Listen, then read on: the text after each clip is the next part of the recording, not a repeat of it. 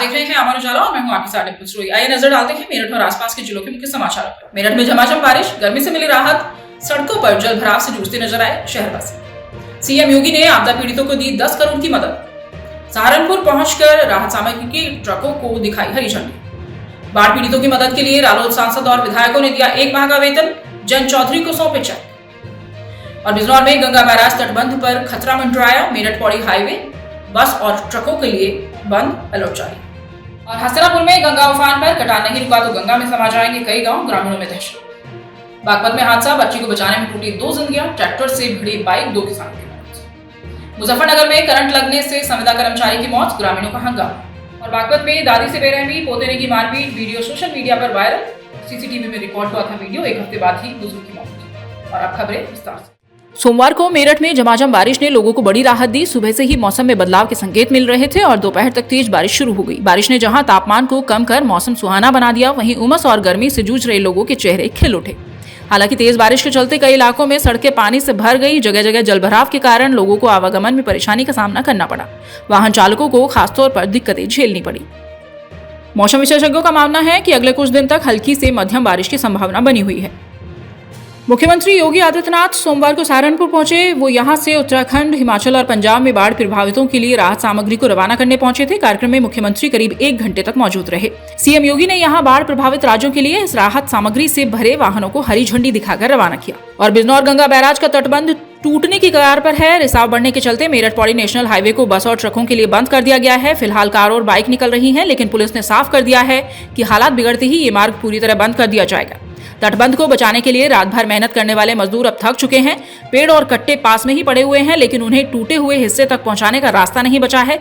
JCB और अन्य मशीनें भी खड़ी रह गई हैं। अब ये माना जा रहा है कि तटबंध टूटना लगभग तय है। वहीं मौजूदा हालातों को देखते हुए आसपास के गांव में चिंता बढ़ गई है। तटबंध टूटने पर कई गांव सीधे जद में आ सकते हैं। इसके बावजूद प्रशासन की ओर से प्रभावित गांव के लोगों को सुरक्षित स्थान पर पहुंचाने की कोई ठोस रणनीति अभी तक नहीं बनाई गई है। मुजफ्फरनगर जिले के छरथावल ब्लॉक के गांव दूधली स्थित बिजली घर पर सोमवार को दर्दनाक हादसा हो गया। यहाँ तैनात संविदा कर्मचारी जितेंद्र 45 वर्ष के थे। शटडाउन लेकर वो पोल पर फॉल्ट सुधारने चढ़े थे। इसी दौरान अचानक लाइन चालू कर दी गई।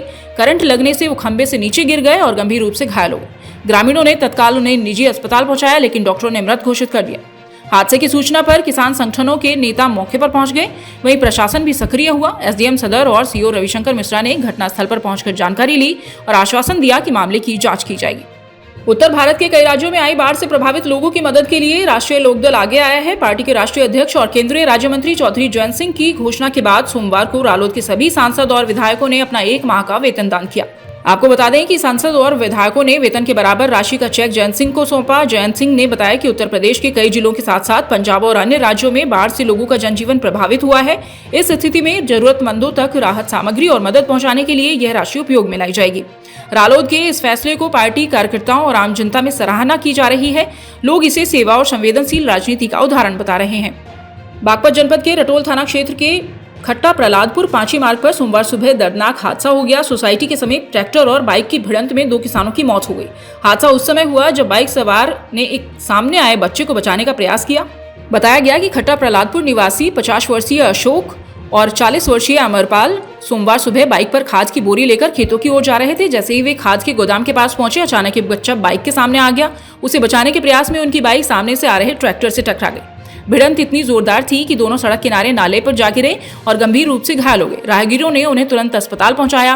पहले बागपत के निजी अस्पताल ले जाया गया, जहां हालत नाजुक होने के बाद मेरठ के केएमसी अस्पताल रेफर कर दिया गया, जहां डॉक्टरों ने दोनों को मृत घोषित कर दिया। हस्तिनापुर में गंगा के कटान ने क्षेत्र के कई गांव में हड़कंप मचा दिया है। बाढ़ के बाद नदी की तेज धारा लगातार गांव और खेतों को अपनी चपेट में ले रही है।